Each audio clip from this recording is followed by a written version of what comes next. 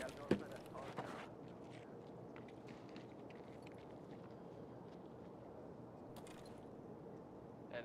there might be a PMC in here that you can kill.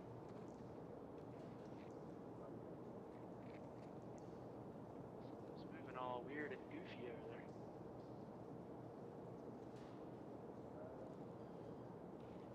At that door where that dead scav is. On my light. By the way, was it you? You guys scavs in there? Oh, that was my buddy. Yeah. Saw you sitting in the damn windows.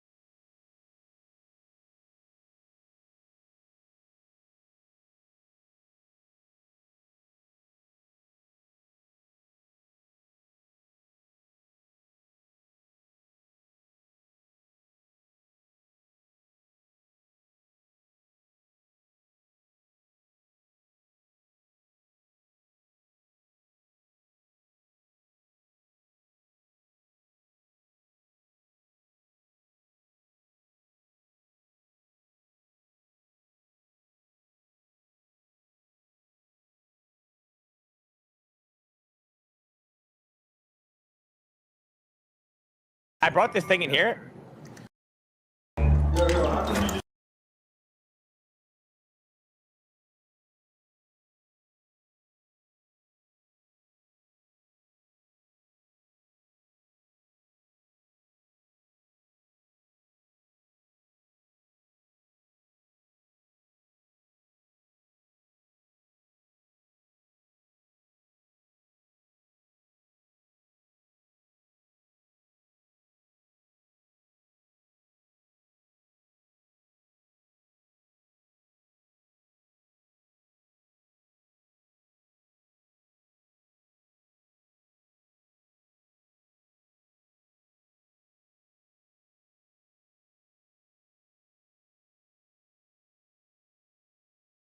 So this is our first track today.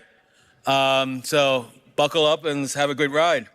The talk is called Where's My Crypto Dude? The Ultimate Guide to Crypto Money Laundering. Hopefully no one from the IRS is here.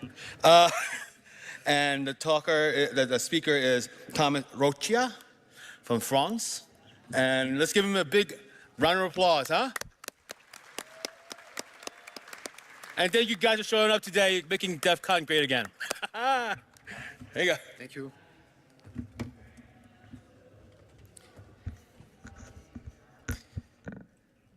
Hello everyone and welcome to my talk. I'm super happy to be here today. This is the second time I'm speaking on the main stage on DEF CON, and this is a real honor, so thank you very much for coming today.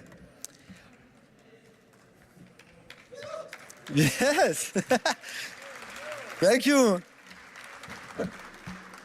It's been a long week, so thank you very much. All right. North Korean attackers have been targeting cryptocurrencies for a while to finance their operations.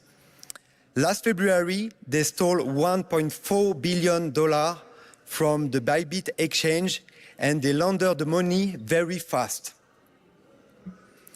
In about a minute, they transfer all that money through thousands of wallets, and no one was able to understand where the money was going.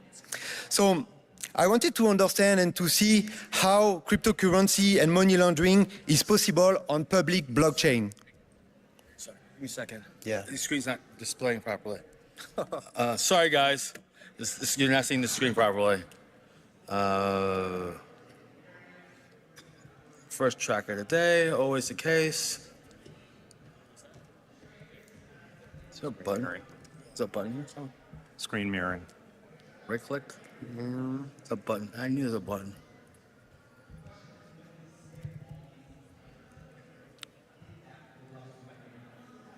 Yes. What? Let's do it.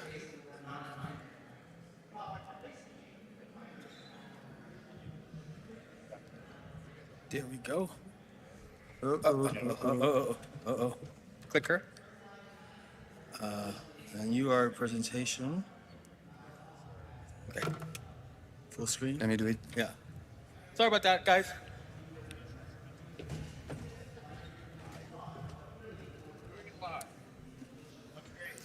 All right.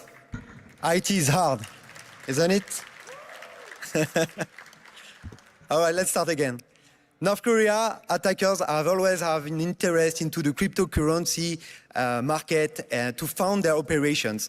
Last February, they stole 1.4 billion of US dollars from the exchange Bybit, and in a minute, they laundered the money transferred through thousands of wallets. It was very complicated to track the money. So I wanted to understand and to see how crypto money laundering is possible on public blockchain. And I also wanted to understand what was the techniques they used to obfuscate the trail and avoid the tracking of the money. So I built a tool. I built some tools and tested with AI agent. I know, it's kind of, everyone is talking about agent and AI today, but that's what I did. And I used that to help me follow the money and assist into the analysis. So today, we are going to explore the story, the tools, the tricks, and we are going to try to answer one question. Where's my crypto, dude? Okay, let's get started. A brief introduction about me. My name is Thomas Rocha. I'm a threat researcher at Microsoft. I've been working on threat intelligence for the past 15 years, and I've been focusing on AI and how to use this technology for any kind of investigation and threat intelligence. So today, I'm going to explain a little bit more about some of the work I've been doing. And if you want to see my past work, you can check my website on securitybreak.io, or you can follow me on Twitter. Okay, the agenda for today, we are going to see an overview of the Bybit case study just to understand how the attackers was able to steal the money. Then I'm going to focus on crypto money laundering techniques, and we are going to see 6 techniques just to understand how it works and what we can do to track the money. And at the end of the presentation, we are going to try an AI agent that I coded that could help an analyst, and I will conclude the presentation with a takeaway. But first, the Bybit case. If you haven't heard about it, it was back in February 2021. And during this day, someone from Twitter, which is a really well-known investigator called ZachXBT, discovered that a huge amount of money was going from a Bybit wallet to an unknown wallet. And it was unusual because this amount of money on blockchain is not something that happened on a daily basis. So he mentioned that on Twitter, and it rapidly blew away, and people was trying to understand what happened and so on. The next day, Bybit officially announced that they have been breached, and they detected an unauthorized activity within one of their Ethereum cold wallets. The transaction was manipulated by a sophisticated attack that I will show you right after. And the money was told, the amount of money was about 400,000 Ethereum, worth about 1.4 billion of US dollar. About the timeline, how the attacker breached Bybit and how they stole the money. Actually, they breached a third party used by Bybit for cold wallet signing. They breached Safe Wallet. So in February 2, one of the developers from Safe Wallet downloaded a compromised Docker project and got infected because of that. During the next few weeks, from February 5 to 17, the attackers did some reconnaissance inside the Safe Wallet environment. They looked for the AWS infrastructure, they mapped everything, and they identified the web interface used for the client of Safe Wallet. And they were preparing for the next phase, which is the JavaScript code obfuscation injection on February 20. What they did, they manipulated the web application to inject with the code, and so the code was actually waiting for a Bybit wallet to connect to it to execute. So this code was specifically crafted to target Bybit. In February 21, this is the day they were able to stolen the money. The hack was exploited, and they did the transfer to one of their wallets controlled by the attacker. And February 21, everyone was starting to understand, to check what was happening, and everyone was starting to investigate the case. To deep dive a little bit into the details of the attack, let's have a look to the 6 phases of the attack in this slide. First, we have the off-chain attack. This is where the attacker compromised Safe Wallet to monitor the Bybit wallet to be connected and to change the behavior of the web application. Then we have the Bybit cold wallet. Bybit is using a cold wallet to store a lot of money, and they are using a multi-signing through the master copy, the Gnosis Safe wallet, to do large amount of transactions. What they did a blind signing, which means they haven't been able to verify where the money was going. And then, during the signing, they activated a delegate call. This delegate call loaded the attacker's contract into the transaction. And when this attacker's contract was loaded, it rapidly executed 2 functions, which is sweep ETH and sweep ERC20, to do the transaction to one of their wallets. And boom, just like that, 1.5 billion of US dollar was going somewhere. Okay, so this presentation is about crypto money laundering. So right now we are going to focus on 6 techniques that have been used by the attackers. The first one is immediate asset conversion. Just after the initial transaction to one of the attackers' wallet, what they did multiple other transactions to different kind of tokens. So what you can see here, you have multiple transactions to STETH, USDT, and so on. With that, they were able to spread the money through multiple tokens and through multiple wallets as well. One of the tracking opportunity to that is to identify some timing correlation, because this kind of amount of transaction is doing it with a script. So you have some timing correlation because all these transactions will happen at the same times or very close to each other's. Then you can also monitor DEX transactions, monitor Uniswap. DEX is for decentralized exchange. You can monitor Uniswap, SushiSwap, and so on. Volume pattern analysis, because the amount of money like that is very interesting. And since the money is spreading between multiple tokens, you are able to identify some patterns that can be suspicious. And then, of course, some wallet clustering, because when you identify some wallets that are from the same attackers, you can start to have some intelligence and connect the dots between the clusters. The second technique is the money dispersing. So what they did after the initial hack, they spread the money through multiple wallets with different amount of transaction. So rapidly, after the first transaction of $1.5 billion, they sent to 50 initial wallets with an amount of 10,000 of Ethereum, 10K Ethereum. And then after that, they split again until they reach like a large amount of wallets. So as you can imagine, when you do that in a very short period of time, it's very difficult to track the money and to identify where the money is going. Some tracking opportunity, you can identify the token flow, where the money is going, try to track where the money is going from a wallet to another wallet.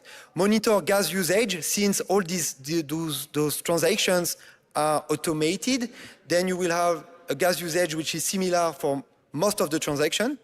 Temporal clustering, because these transactions have been done in a short amount of time, so you can do some analysis through the timing as well. Multi-hop analysis through multiple wallets, and then visualizing some of the data, trying to track where the money is going. This is some of the method you can use to track the money dispersing. Another technique DPRK used is the cross-chain bridge. The initial amount of money was in token and Ethereum. And what they did, they transfer through cross-chain, they actually transact through cross-chain the Ethereum to Bitcoin, because Bitcoin is one of the favorite money for North Korea. And this is exactly what they did. So to do that, they use a cross-chain bridge. This is where you are using, when you are transforming Ethereum to Bitcoin. And then they use Chainflip, multi-chain, and some others. They also use wrap token to do the transaction and get Bitcoin exchange to have the money on the Bitcoin blockchain. Some of the tracking opportunity to do that. One of them is to monitor bridges to see where the inflow and the outflow. So you have an Ethereum wallet with a certain amount of money, and then you check the Bitcoin wallet, which could be related through the cross-chain bridge which is used, and see the amount of money between them to correlate that the money was going to this wallet. You can also label known DPRK wallets. So since everyone was actually working on this investigation, and you was able to identify some previous wallet that was previously identified by the researchers and by some companies, you can also leverage API intelligence for blockchain. Then you can correlate patterns to make sure you have some information that could be useful for your investigation, because you will be able to identify where the money is going by tracking some of this information, and then track the token flow, which is the tokens transfer that have been used to convert to Bitcoin through cross-bridge and so on. The next one is the usage of know your customers platforms.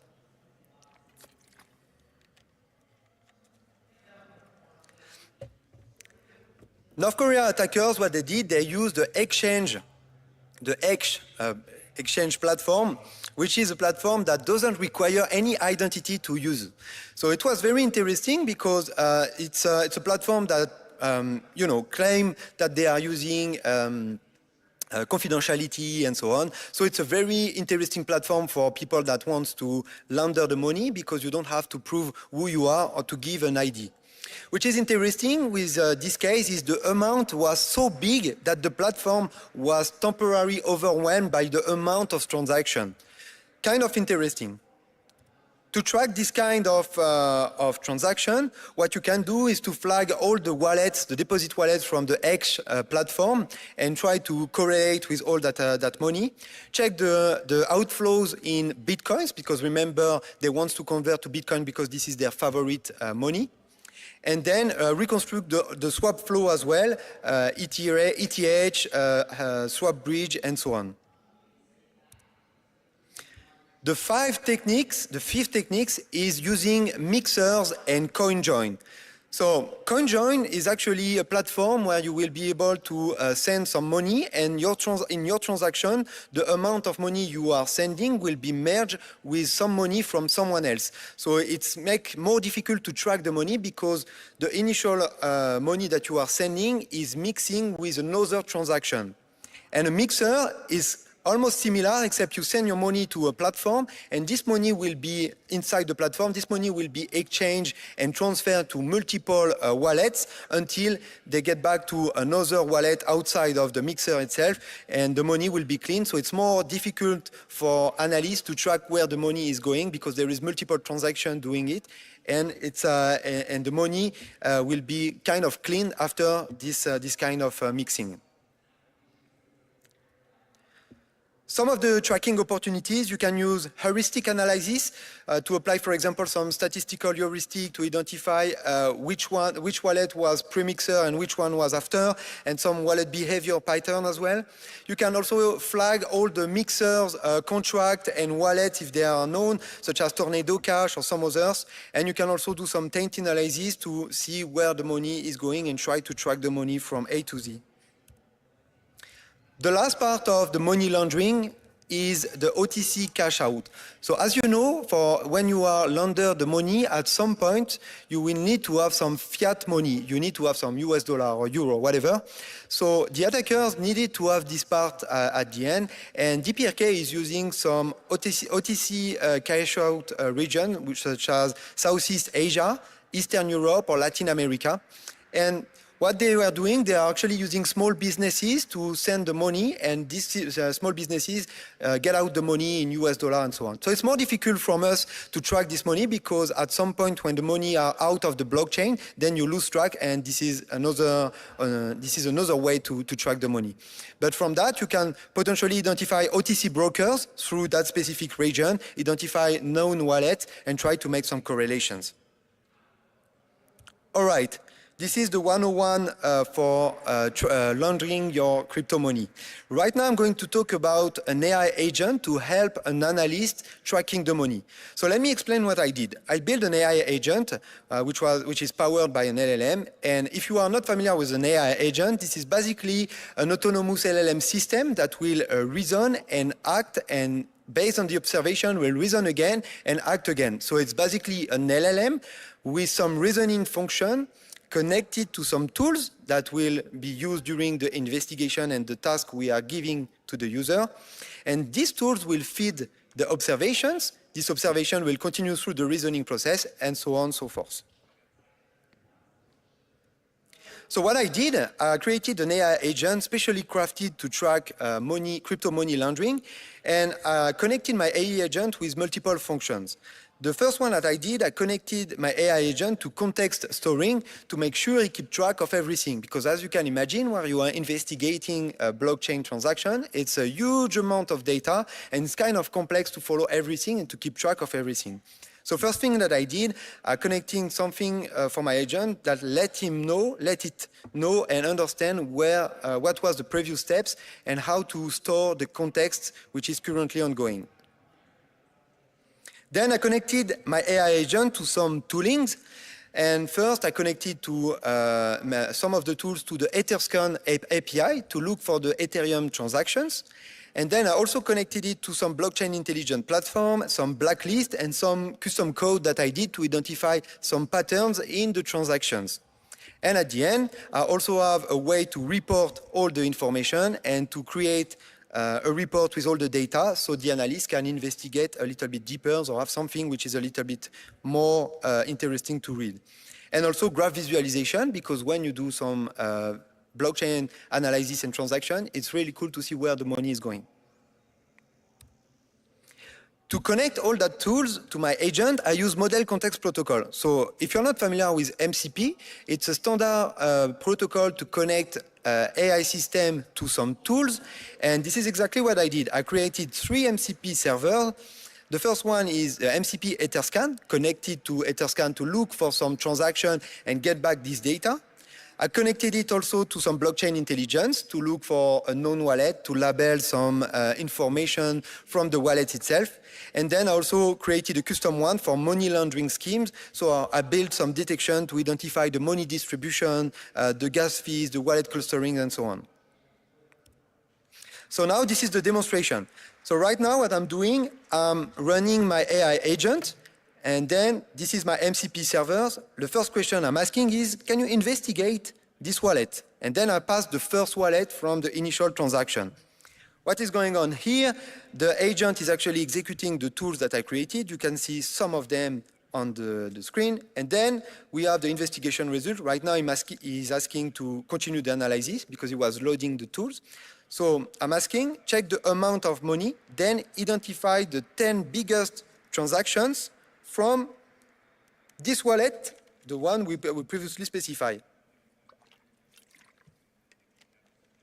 So right now, it's still doing some checking, and then we have the 10 biggest transactions, as you can see here, from this initial wallet, the Bybit, the threat actors wallet, and then we can see the date, which is close to, which is the day of the transaction, the initial transaction, and then we have the amount, which is 10,000 ETH amount. Remember the money dispersing techniques.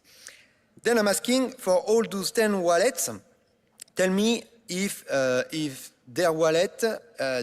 Tell me their labels, sorry. Tell me if these wallets are already known. So when I ran my agent, it was yesterday night, don't tell anyone. And so the labels were already flagged. So here we have an example where we can see, okay, this wallet is the Bybit exploiter, exploit, and so on. So here I'm connected to some blockchain intelligence to get that information. The next question I'm asking is now follow the money for the wallet, the initial wallet that we have, to the 5 biggest transactions.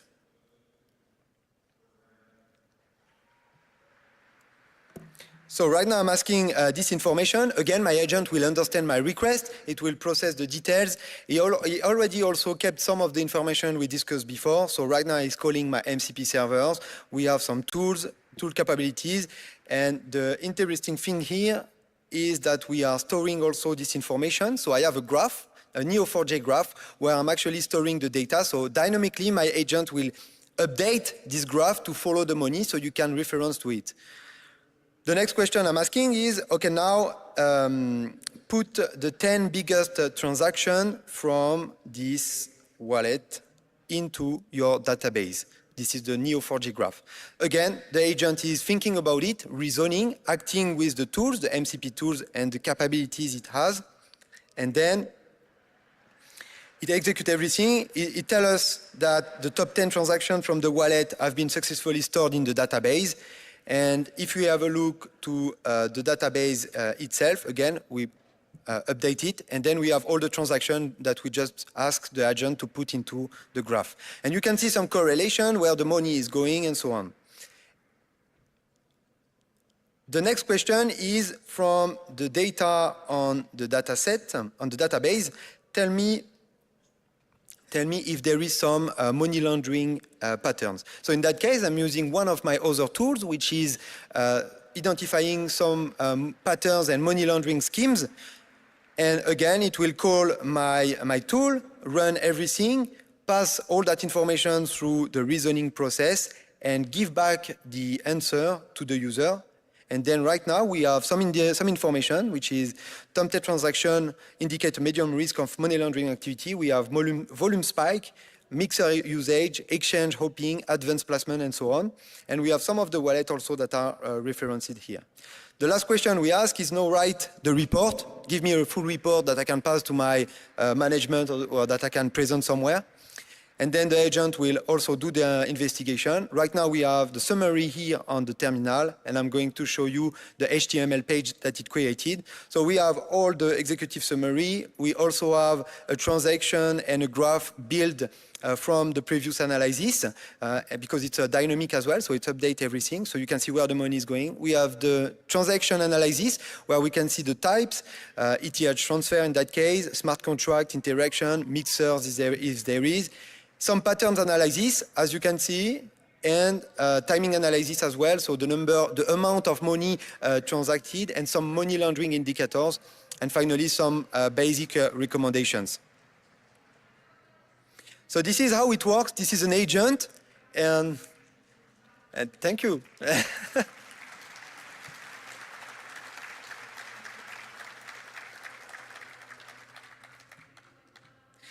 Now keep in mind this is a proof of concept and it's quite complicated to automate everything. And the first thing is because identifying all that money flows is very complex and very hard to understand. The other thing is there is a lot of data, and when there is a lot of data, you have to store that information somewhere, and I get limited by the resources because at some point I wanted to load a big graph into my machine and my machine just crashed because the graph was too big. So for this kind of hack, 1.5 billion of US dollar, it's huge, and it's really difficult if you don't have the right resources. The other one is that the obfuscation and everything make it a little bit hard, so you have to focus on some specific transaction or specific wallets to make sure you identify some information. And then the cross-chain moves is more difficult as well because that means your tools needs to be connected to multiple exchange platform and so on. And right now in the proof of concept, I used only Ethereum blockchain. And then you can miss some context because in some cases the wallets can be dormant and the money will be potentially transacted in the future. So when you, for this agent and this proof of concept, when you are using it, it's on right now and not in the future.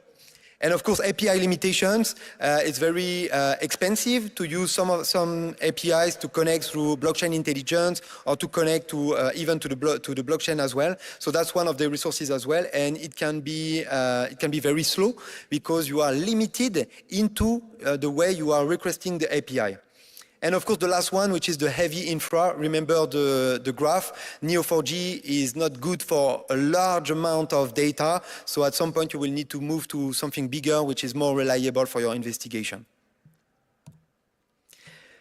I think right now you have everything to understand money laundering, and especially this case. There is still a bounty open, so with all that information, you can potentially contribute to the money tracking bounty and maybe get some money. As I said, there is a lot of things to build on top of what I did, which is a proof of concept, but this is still feasible if you have the resources. To conclude, I think this is an excellent case to show that North Korea actors are really serious about hacking cryptocurrency industry. They are really advanced in terms of their techniques, not only for the money laundering, but also for the initial hack. In that case, they were using sophisticated supply chain attacks, and we know they've been really known about this kind of attacks. And then they've been using a lot of complex laundering schemes, which is very interesting when you deep dive into this ecosystem and understand all the money. As I said, this kind of investigation is very complex because it requires a lot of resources.